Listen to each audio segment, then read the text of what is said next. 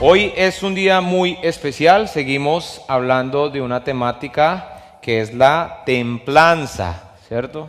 Una temática muy importante. Oremos para empezar este día. Padre, gracias te damos por la oportunidad que nos das de venir a tu casa, Señor, a leer tu palabra, a aprender de ella y a ponerla en práctica con la ayuda de tu Santo Espíritu.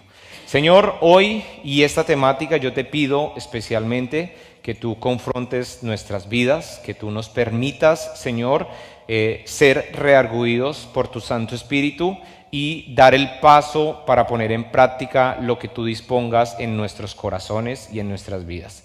Señor, hoy tenemos la única intención de obedecerte y mostrarte nuestro amor a través de nuestra obediencia. Usa mi vida, Señor, para la gloria de tu nombre.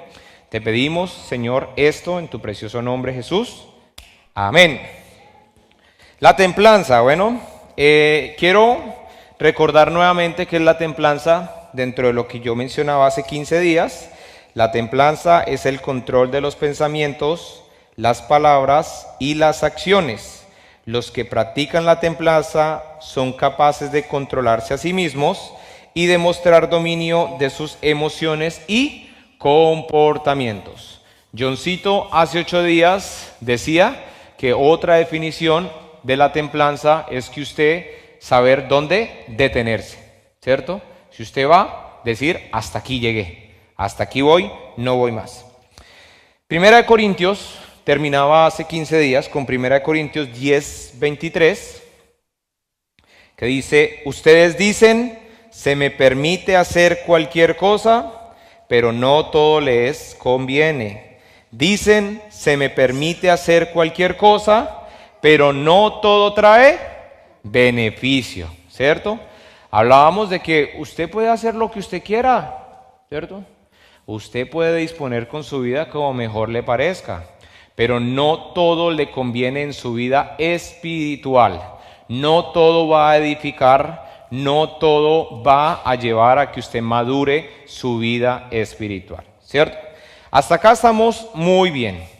Hoy voy a hablar una temática muy especial, porque imagínense que Dios nos creó para vivir en sociedad, para vivir en comunidad, y nosotros tendemos a vivir en islitas, ¿cierto? Donde procuramos mi bienestar y tal vez de los que están a mi alrededor, mi esposa, mis hijos, y ya, y punto.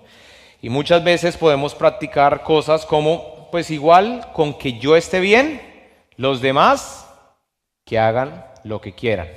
Pero aprendíamos de Santiago que en la comunidad Dios quiere que nos cuidemos los unos a los otros, pero si recordamos el mandamiento que Jesús viene a traer para resumir toda la ley y los profetas, dice: amarás al Señor tu Dios sobre todas las cosas y amarás a tu prójimo o a tu vecino, ¿cierto? Al más cercano, como a ti mismo, ¿cierto? Entonces Dios quiere que nos relacionemos.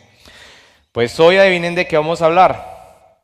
De la templanza en las relaciones.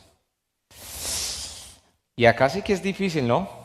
Porque las relaciones personales, háblese maritales, laborales, eclesiásticas, familiares y demás, no son fáciles, ¿cierto? Y hay una premisa que debemos entender, pero muy poco la ponemos en práctica al momento de vivir y de actuar en nuestra vida. Y es que todos somos pecadores, todos erramos, todos cometemos cosas que en cierta manera hacen que la otra persona pueda sentirse herida, transgredida, ¿cierto? U ofendida, ¿cierto? Eso es una verdad, ¿cierto? Aquí no hay personas con laurelitas, santos perfectos, no lo hay, y en la tierra no lo hay, ninguno, solo Dios. Jesús dijo, solo el Padre es bueno, ¿cierto? ¿Cierto? Muy bien. Pero, ¿lo practicamos? Cuando alguien falla, realmente decimos, él falla como yo, él comete también pecados, él también tiene problemas que solucionar en su vida. No, ¿cierto? A veces más bien lo más fácil es dejar salir nuestro temperamento, dejar salir todos nuestros pensamientos, nuestras acciones, ¿cierto? Y nuestras palabras, que muchas veces causan daño en la vida de otra persona. Vamos a hablar, para introducir el mensaje rápidamente, de la vida de José. La vida de José, y vamos a empezar por la parte más linda, que más de pronto a nosotros en la vida diaria nos gusta, y es cuando alguien está en la cúspide, ¿cierto? Usted nunca se compara con una persona que está igual o que está de pronto más llevado que usted. A usted le gusta mirar las personas en la cúspide, ¿cierto? Esas personas que usted dice, ¡wow! ¡Qué chévere! Yo quiero ser como ellos. Y José, acá donde lo vemos, José en ese momento él era gobernante y segundo en Egipto, después del faraón. Tenía un puesto de poder, de posición, de mando, ¿cierto? Pero resulta que la vida de José no siempre fue de esta manera.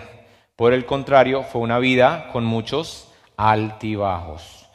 Rápidamente, no voy a leer porque nos demoraría muchísimo. Si quiere, y le dejo de tarea, vamos a hablar de Génesis desde el capítulo 30 más o menos hasta el 50, que relata la vida de José, más exactamente del capítulo 30, del 22 al 24, capítulos 37 y del 39 al 50. ¿Listo? José era uno de los 12 hijos de Jacob, ¿cierto? Y dice la Biblia que Jacob tenía preferencia por él. Esa túnica que ven, José, déjemela ahí, eso. La túnica que ven ahí, ¿cierto? Era una túnica especial. Para nosotros tal vez no sea muy especial, pero tener una túnica con varios colores era algo caro, y era algo honroso, y era algo de caché, diríamos hoy en día, ¿cierto? Mientras que sus hermanos tenían túnicas normales. ¿Esto qué generó? Envidia. Entonces, lo primero que vemos en la familia de José y en la vida de José son hermanos que tenían envidia hacia él. ¿Y por qué también tenían envidia? Aparte de esto, porque Dios había revelado sueños a José. Y uno de los sueños es el de las espigas o las ramas, donde aparece la rama principal, él, y alrededor todos sus hermanos inclinándose delante de él. ¿Qué quería indicar este sueño?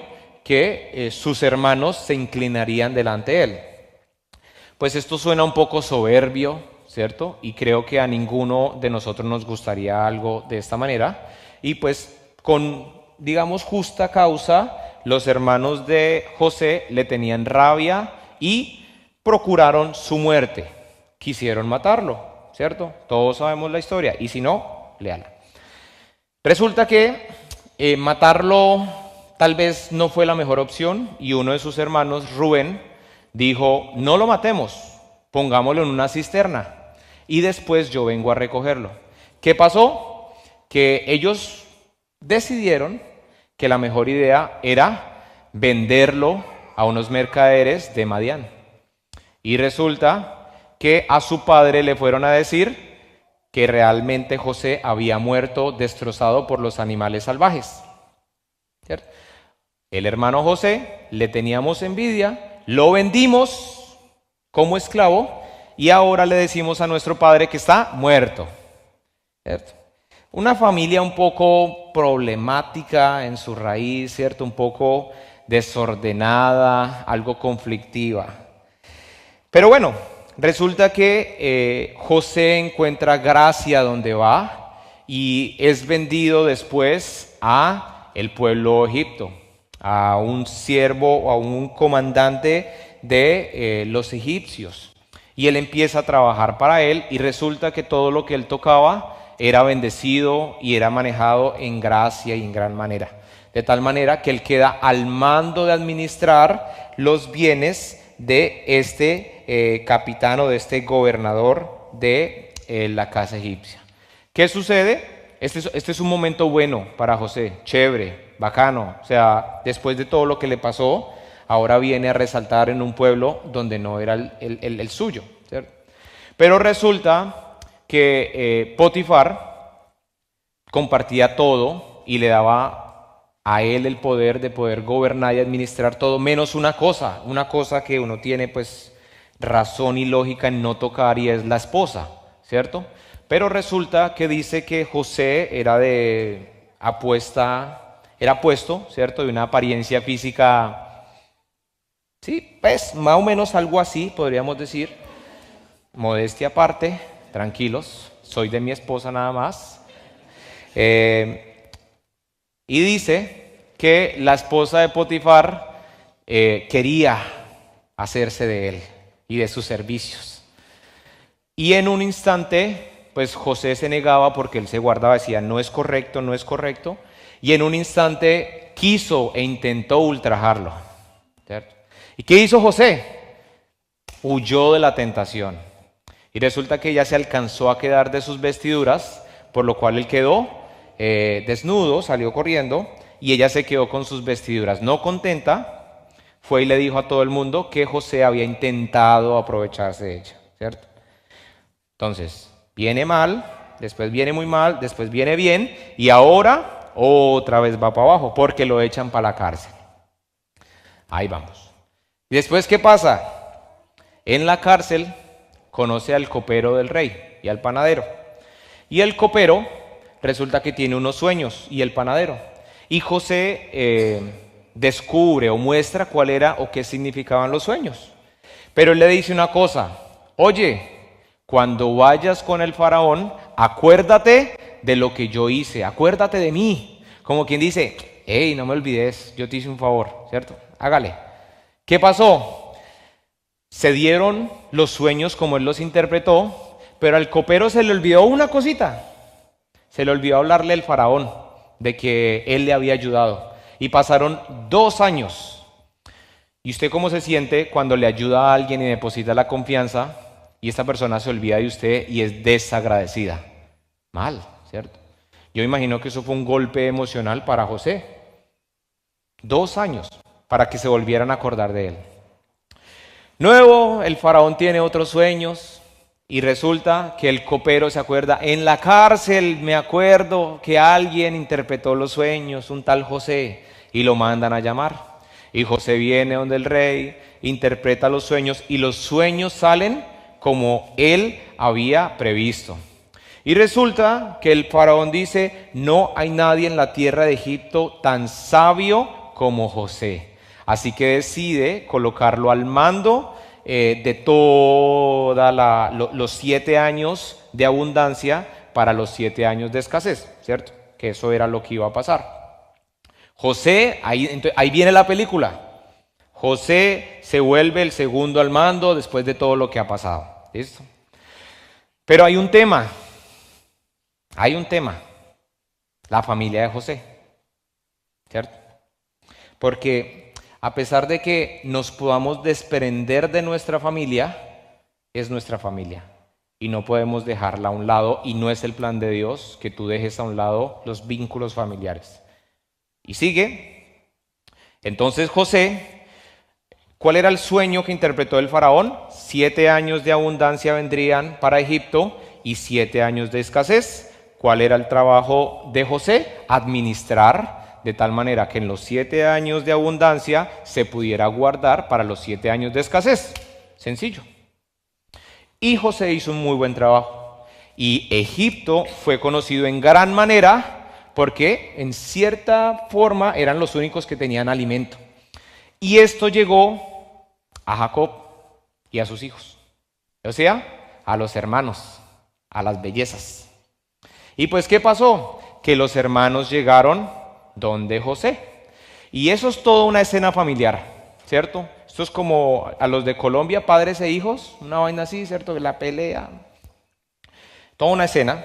Pero resulta, dice la palabra de Dios, en Génesis 45, 4, 5, dice que cuando por fin José descubre quién es, le dice a sus hermanos, por favor, acérquense, les dijo.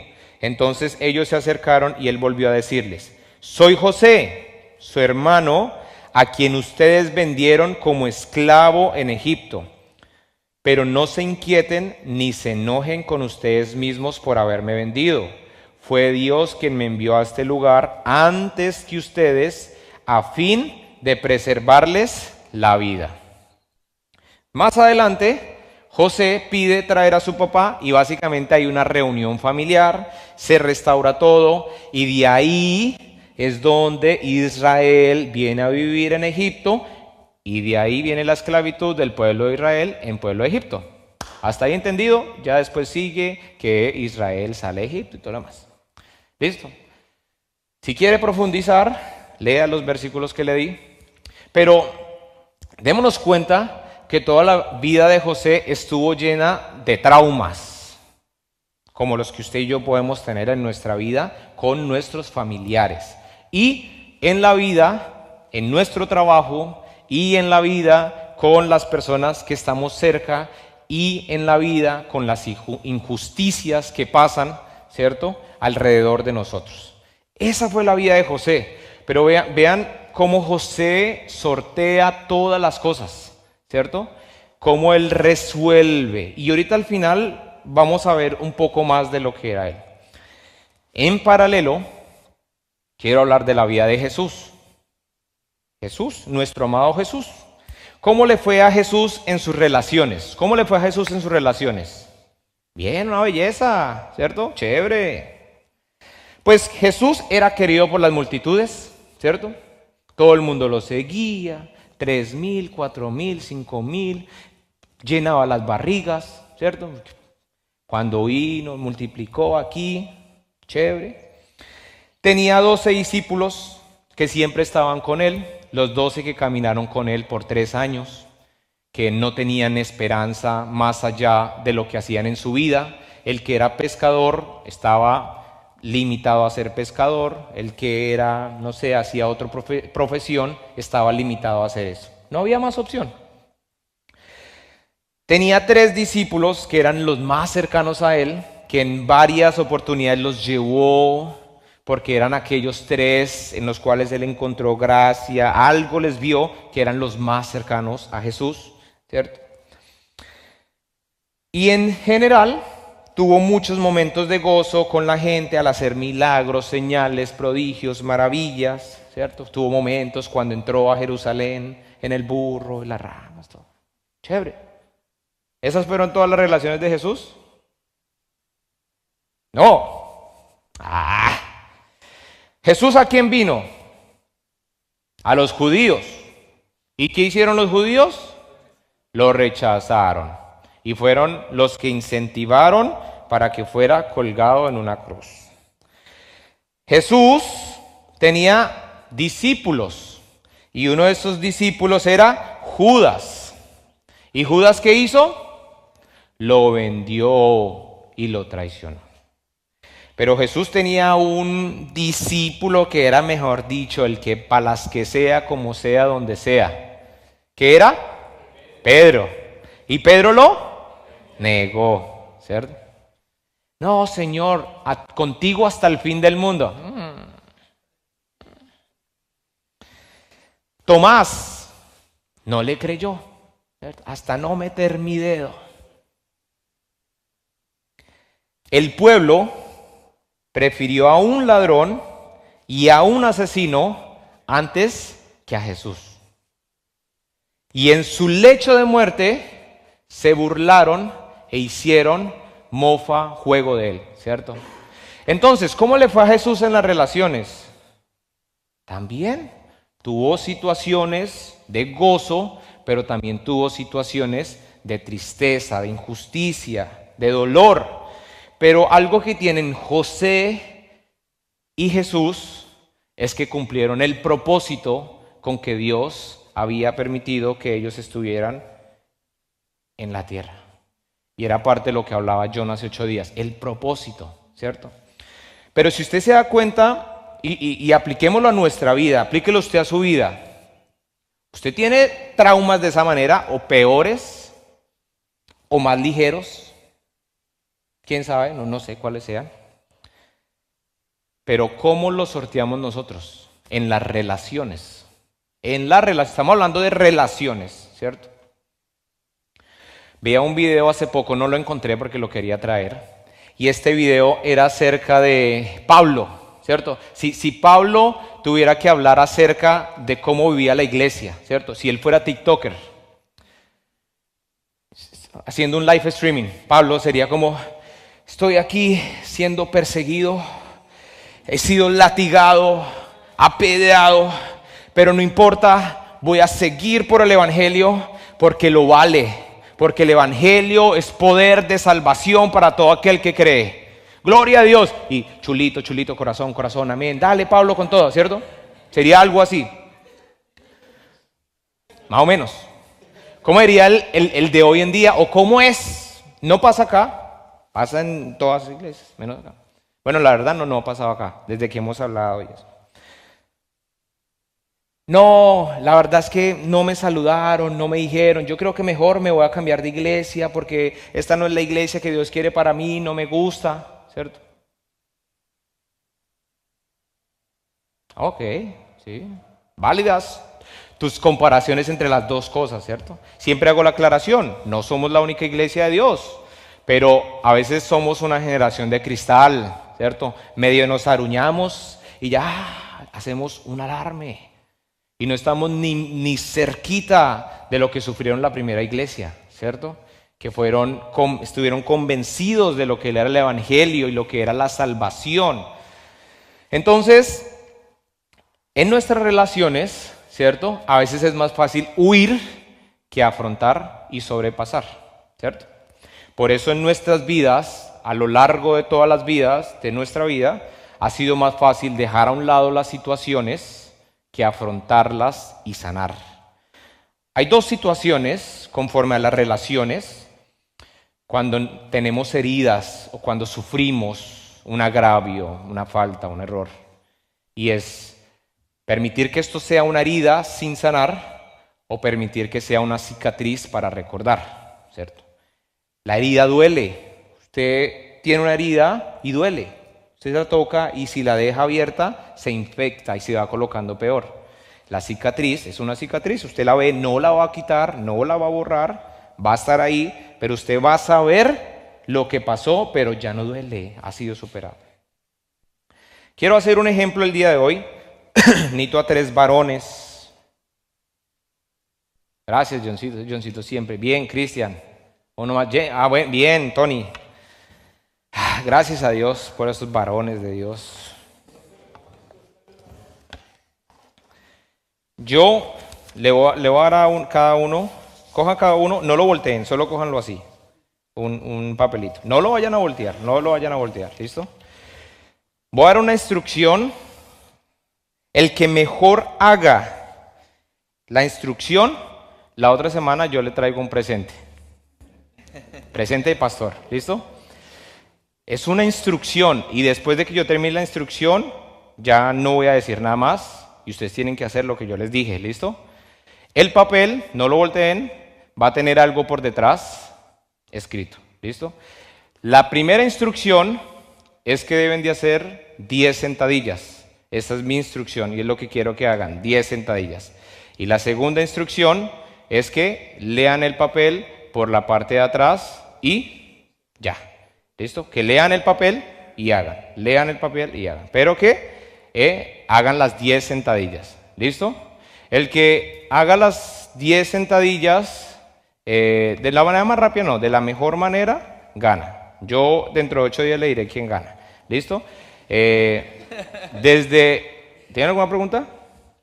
Desde este momento yo me voy a quedar callado y sencillamente cuando yo les diga ya, tienen que hacerlo. ¿Listo?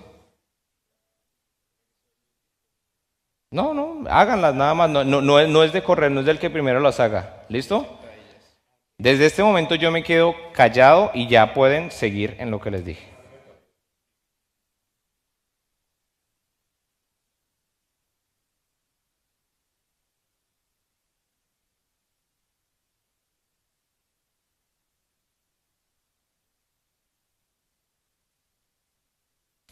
Lean el papel y tienen que hacer otras 10 sentadillas.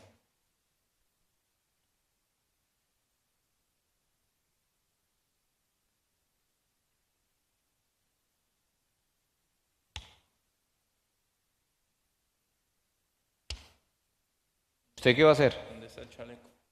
Y listo, ya le traigo. Pero ¿qué va a hacer? 10 sentadillas más con el chaleco. Ah, bueno, el chaleco está ahí. ¿Usted qué va a hacer? Toca hacer 10 sentadillas más. Solo escoja una cosa, ¿qué va a hacer? Rápido, rápido, ¿qué va a hacer? 10 sentadillas. Listo, ¿usted qué va a hacer? Listo, ¿ya?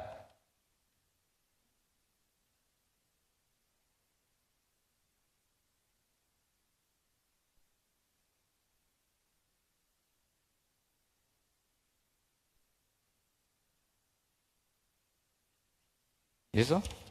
Y una ronda más, y otra oportunidad que apliquen lo que dice ahí. ¿Qué va a hacer? No, le voy a decir a alguien que me quiera ayudar. ¿Alguien que me quiera hacer las 10?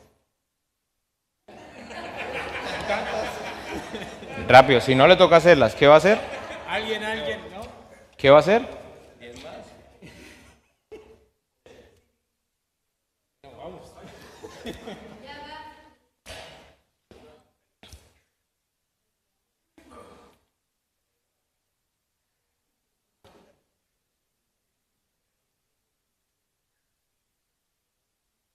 Listo, muchas gracias. Voy a dejarme allá el bolsito, pueden tomar sus asientos, vamos a hacer la aplicación del ejercicio.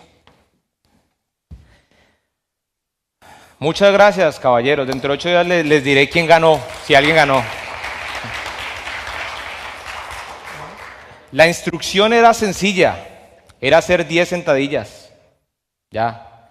Y siempre dije eran 10 sentadillas y leer el papel. Nunca dije que tenían que llegar a hacer lo que el papel decía, solo decía que lean el papel, ¿cierto? Y hagan las 10 sentadillas. El punto es que todos tenían diferentes instrucciones en la parte de atrás. Cristian, véanlo tomando agua, ¿cierto? Porque resulta que en la maleta hay un chaleco que pesa más o menos 9, 10 kilos, ¿cierto? Y es bien pesado, ¿cierto? Pero no tenía que hacerlas con el chaleco. Yo nunca le dije que las hiciera con el chaleco, le dije que hiciera 10 sentadillas. Y cuando decía que repitiera las 10 sentadillas, pero no tenía que hacerlas con el chaleco. Cristian tenía la opción de darle el chaleco a alguien más. No lo hizo.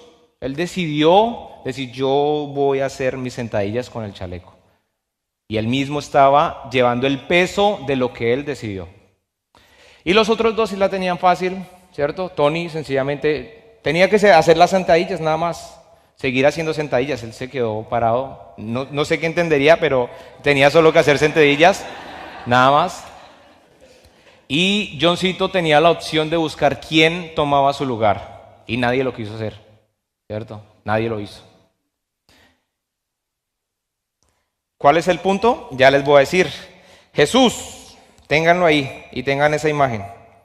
Porque hay algo, y es la única manera en la cual nosotros podemos tener templanza en las relaciones. ¿Saben qué es? ¿Saben qué es? Dale la siguiente imagen. El reto, ¿esa es la siguiente imagen? Muy bien. Ese era el reto de hoy, era la siguiente imagen. Mateo 18. Vamos a ir a Mateo 18, a sus Biblias rápidamente. Y vamos a leer desde el versículo 23.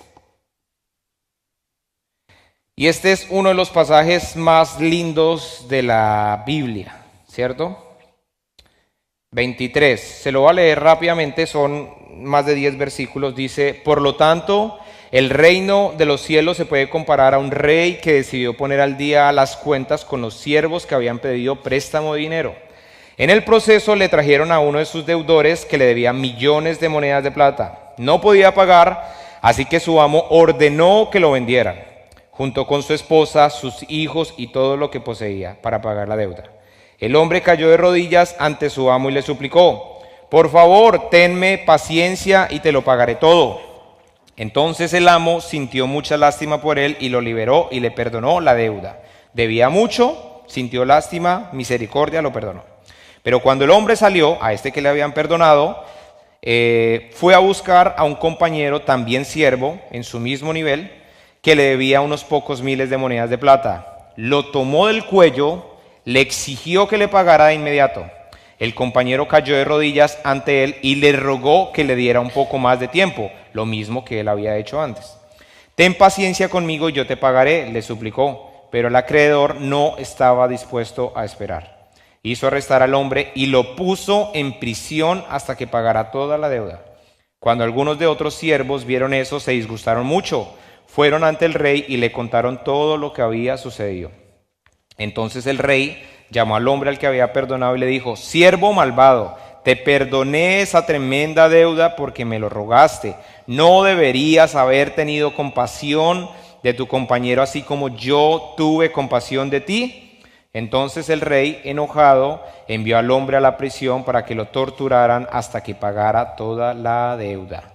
Eso es lo que les hará mi Padre Celestial a ustedes si se niegan a perdonar de corazón a sus hermanos. Hay un principio.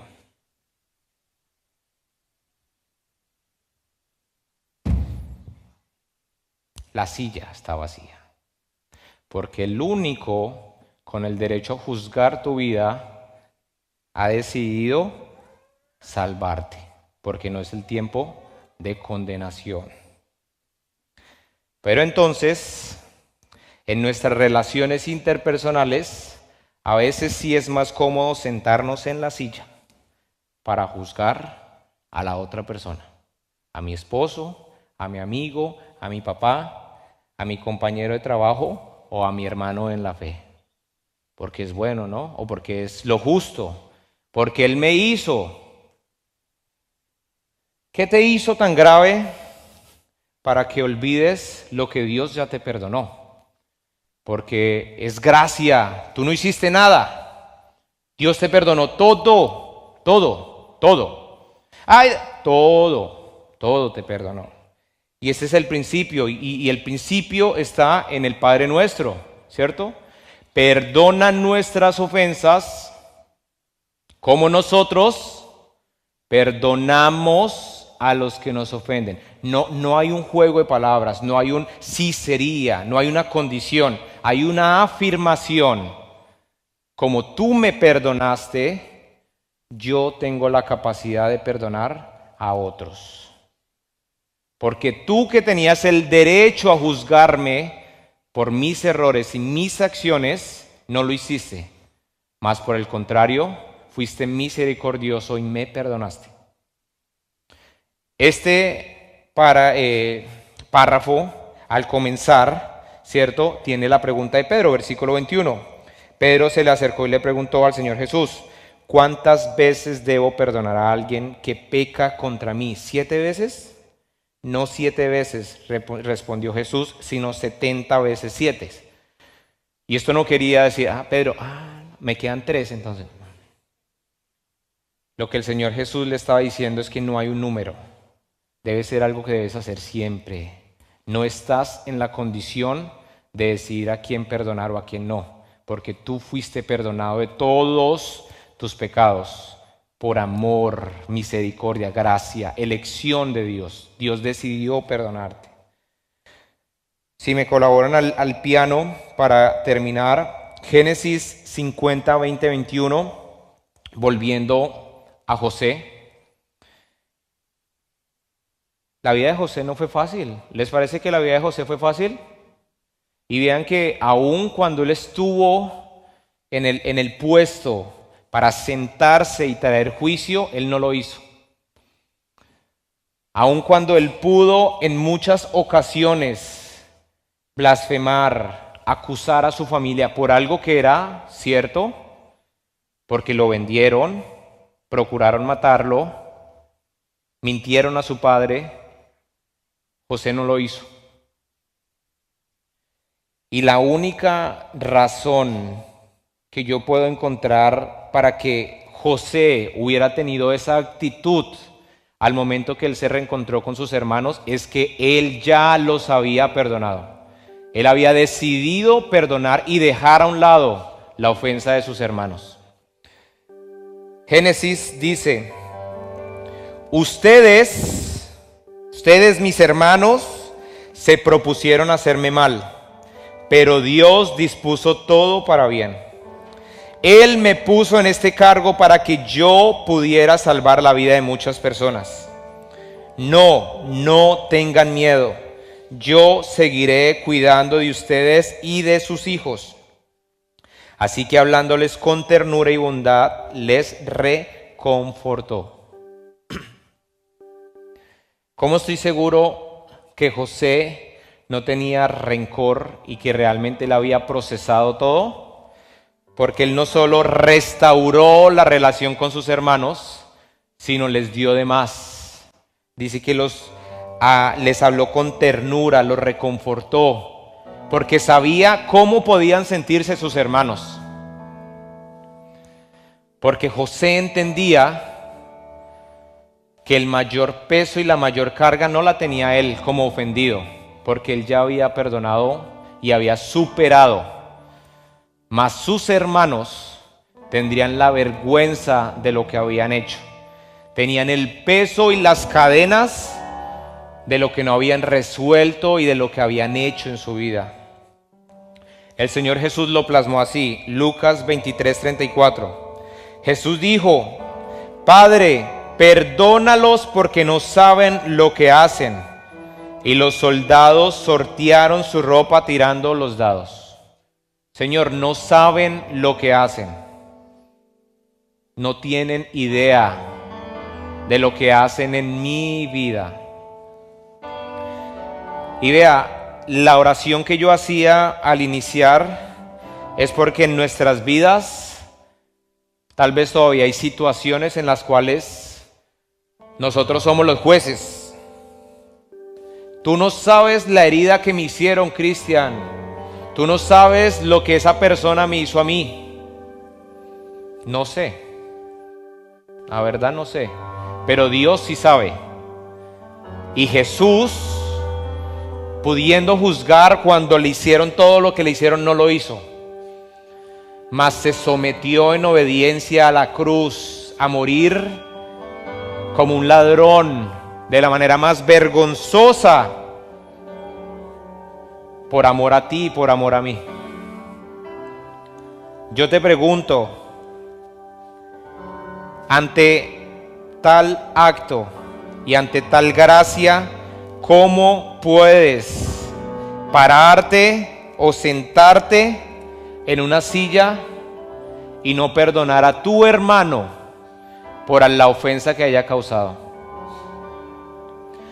Y tú dices, es que mi vida, es que es difícil, es que es injusto. Injusto es que Dios nos perdonara de todas las cosas que hemos hecho, pero lo hizo. Injusto es que tú vengas y le hagas promesas a Dios y salgas y las rompas de la manera más fácil y más rápida posible. Injusto es que tú busques el juicio para una persona cuando tú mismo te enjuicias al negar el perdón a otra persona. Son como cadenas que te envuelven y no te dejan avanzar. Voy a invitarlos a que se coloquen de pie.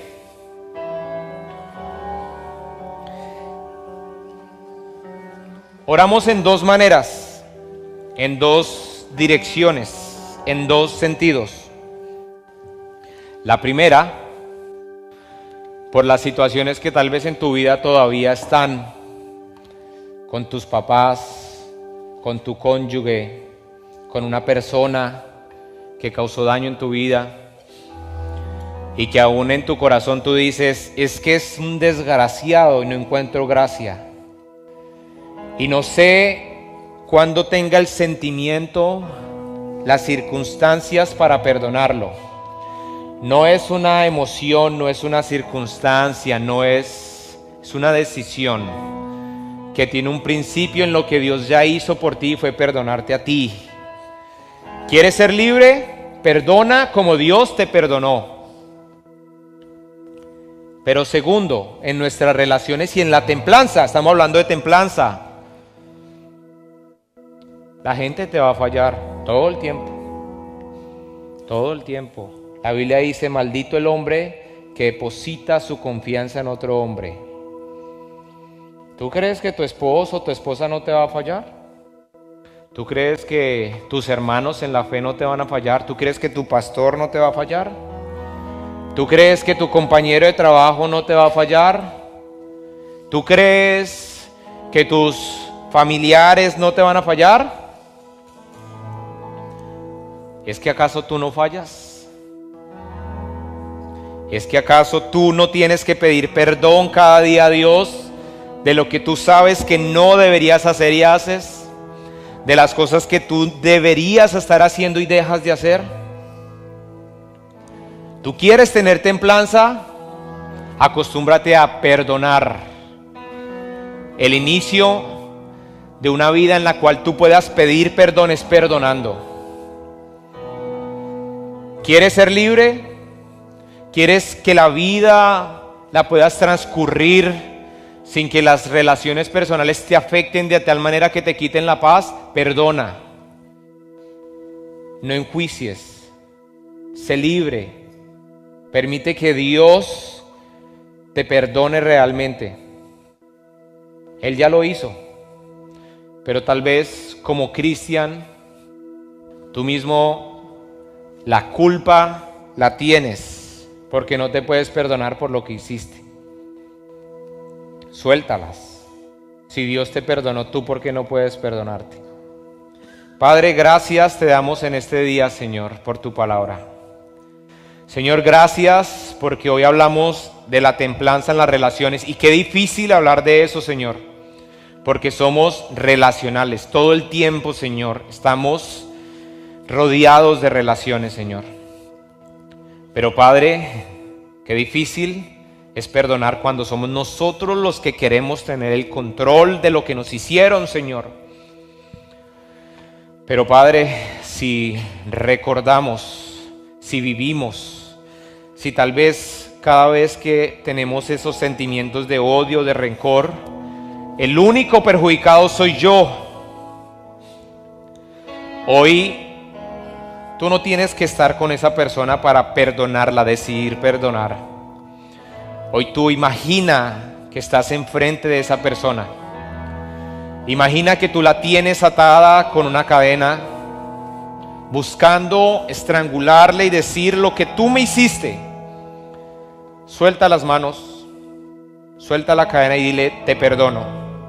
Y pídele ayuda a Dios y al Espíritu de Dios para que te acompañe en este proceso de libertad.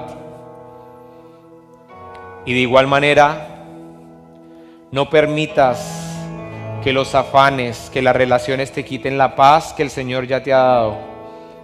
Y el Señor, muchas veces, muy fácilmente, las otras personas, Señor, por sus maneras de hablar, de pensar, de accionar, de ver, Padre, siento que me hieren, siento que me ofenden, siento que no me quieren, que no sé, Señor.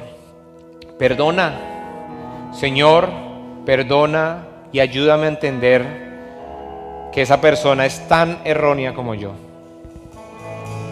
Porque mi intención, Señor, es tener templanza para cumplir el propósito, Señor, que tú has dispuesto en mi vida, Señor. José y nuestro amado Jesús tuvieron templanza para entender que Dios dispone de todas las cosas para nuestro bien. Y Señor, tú me pusiste un hermano que no lo quiero. Me pusiste un esposo, una esposa que hay cosas que me molestan. Me pusiste en un trabajo donde me incomoda. Pero Señor, yo quiero perdonar lo que yo crea que me están ofendiendo. Y quiero más bien entender tus propósitos y permitir que tu Santo Espíritu moldee mi temperamento conforme a tu carácter. Padre, queremos cantarte, Señor, que creemos en ti y en que tú harás una obra especial en nuestras vidas. Padre, tu propósito es que vivamos y nos relacionemos con los demás, Padre, No queremos estar fuera de tu voluntad. Ayúdanos, Señor. Y solo tu Santo Espíritu nos puede guiar y ayudar en cada momento, Señor. Por eso aceptamos este reto, este desafío, Señor, porque queremos honrarte, obedecerte, Señor, y vivir para ti. Señor, te amamos por tu gracia, por tu misericordia. Señor, gracias porque nos perdonaste. Ahora ore conmigo y dígale: Señor, gracias porque me perdonaste. Gracias porque me limpiaste. Gracias, Señor, porque de lo más vil y menospreciado me sacaste, Señor. Me diste una nueva oportunidad, Señor. Me perdonaste todo, Señor. De esa misma manera, ayúdame a entender para perdonar a los demás y para pasar sus ofensas fácilmente como tú lo has hecho con las mías. Te alabamos, Señor, te bendecimos y te damos toda la gloria y la honra a ti, Señor. En tu nombre, Jesús, te oramos. Amén, amén, familia. Gloria a Dios.